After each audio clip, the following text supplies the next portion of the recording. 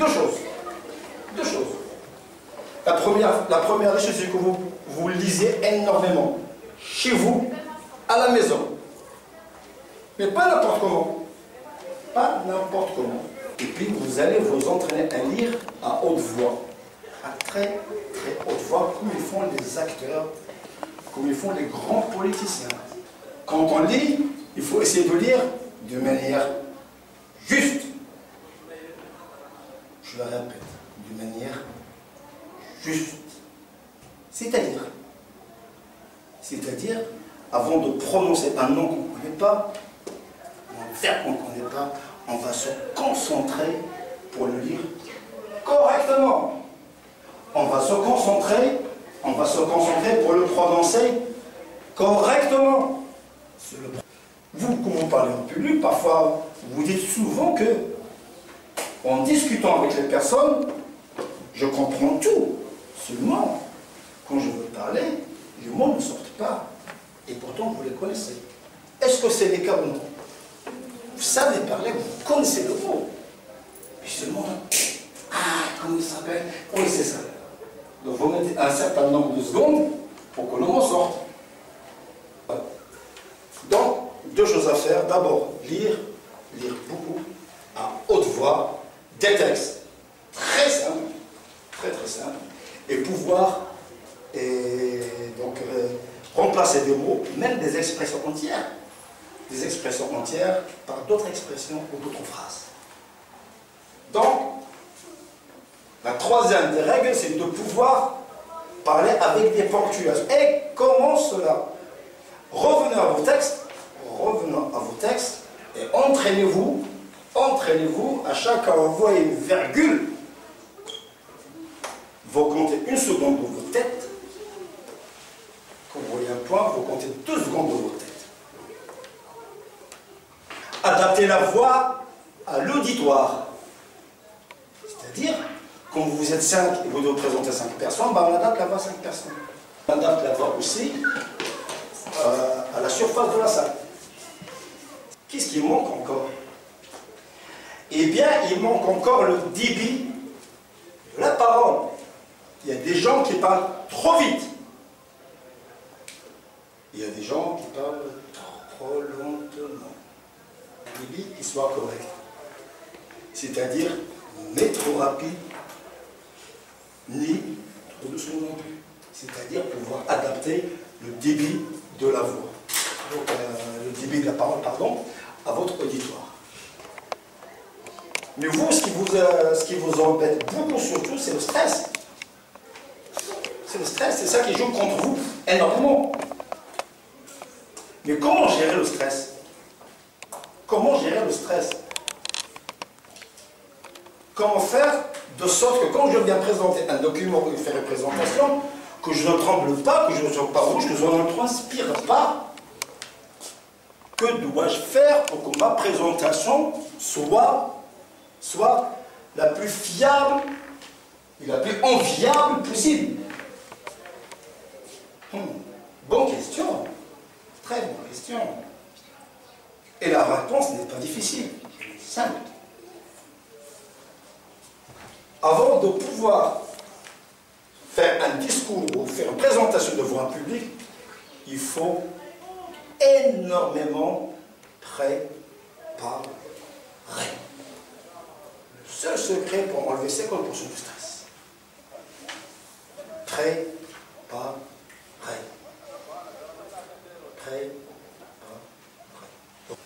C'est-à-dire qu'on doit maîtriser le sujet à 100%, à 99%, à 100%. Vous avez un sujet que vous devez présenter, vous devez le maîtriser à 100%. Vous devez le connaître à 100%. Vous devez l'avoir préparé à 100%. C'est pas 99%, c'est à 100%. Seconde. Anticiper les questions. Anticiper les questions. Quelles questions le jury pourrait nous poser? Et comment je pourrais répondre à ce sujet? Quelle est la réponse la plus adéquate? Pourquoi? Pourquoi ça va cela dégager le stress? Pour la simple bonne raison que vous serez beaucoup moins stressé. Vous allez moins vous battre avec les questions dont vous avez déjà préparé les réponses. Donc, les questions-réponses, ça sera du tac au tac, comme ping-pong. Dans la préparation, c'est la visualisation. Qu'est-ce que cela veut dire, la visualisation? Ah ben, c'est-à-dire que je vais visualiser mentalement, le débat. Je vais visualiser mentalement la présentation.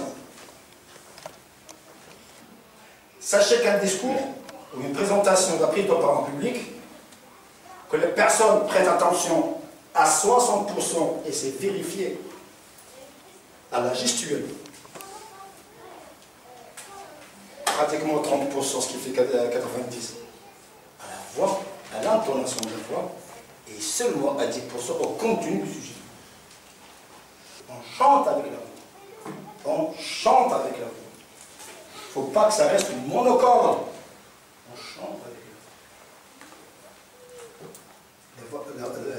Votre présentation doit être chantante. On monte le ton, on descend, on marque des moments de silence. Des exclamations, c'est des exclamations. Il ne faut pas que ça reste monocorde. La gestuelle. La gestuelle, c'est-à-dire ne pas rester statique.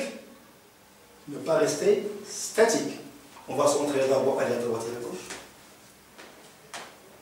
Ça va être difficile au départ. Hein. Parler, avoir une idée de la droite et à gauche, il faut le faire. Après, il faut faire le jazz devant. C'est le jazz. Voilà. Tu veux le gag, c'est de pouvoir regarder tout le monde.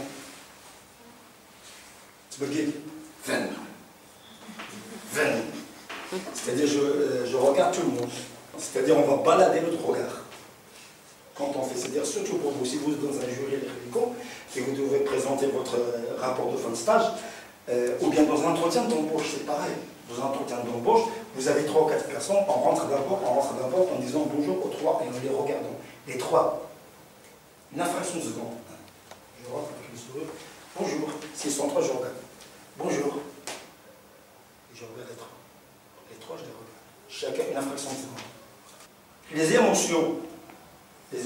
C'est-à-dire qu'on doit imaginer ce que vous ressentez, de vos discours. Et sur ce, je termine. Je vous dis merci et j'attends vos questions. Voilà. Merci.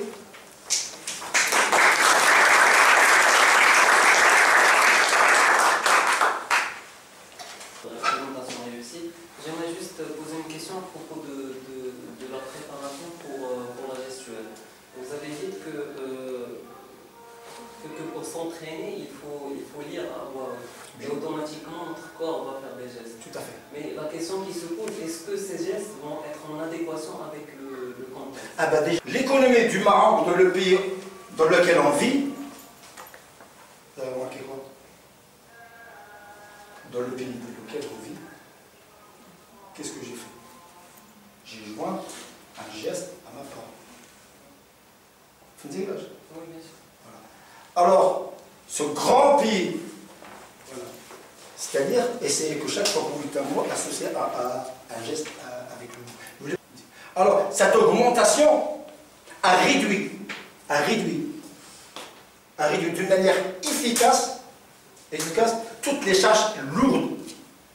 Et chaque fois que vous parlez avec eux, ça vous donne doublement le sens à votre parole. Je suis en train de... non, mais si vous venez plus d'abord vous parlez... Non, au contraire, c'est pas le stress.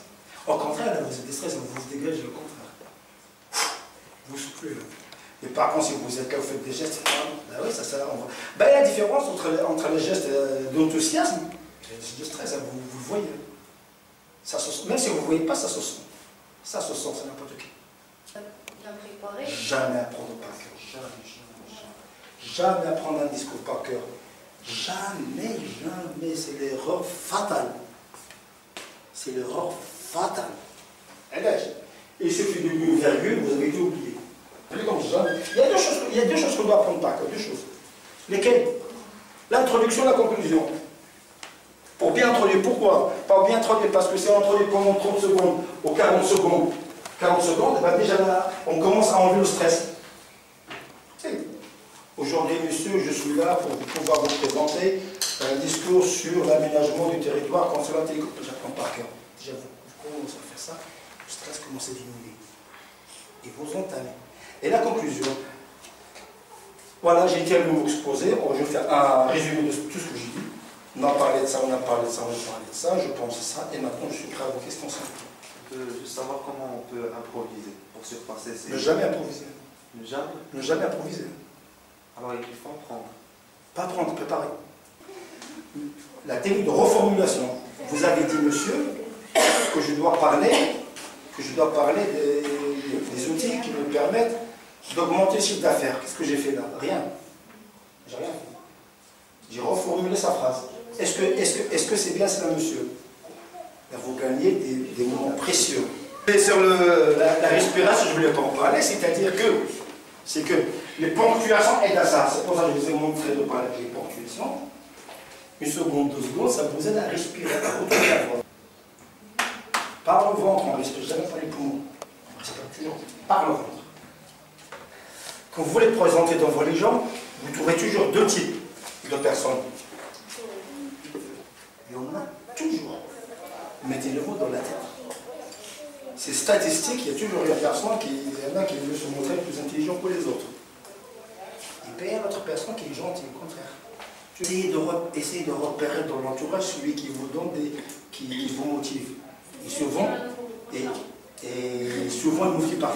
Oui, viens, allège. Dès que vous voyez bien la personne écoute, ben regardez la personne. Il va vous regarder, il vous dit, tiens, dès qu'il va faire ce livre, ça va vous redonner. C'est le seul moyen. Dès que vous regardez la personne qui vous motive, vous allez voir ça. Inconsciemment, ça va vous donner. Donc, tout à l'heure, vous avez parlé de l'intelligence émotionnelle, parce que vous avez parlé de la qualité et tout.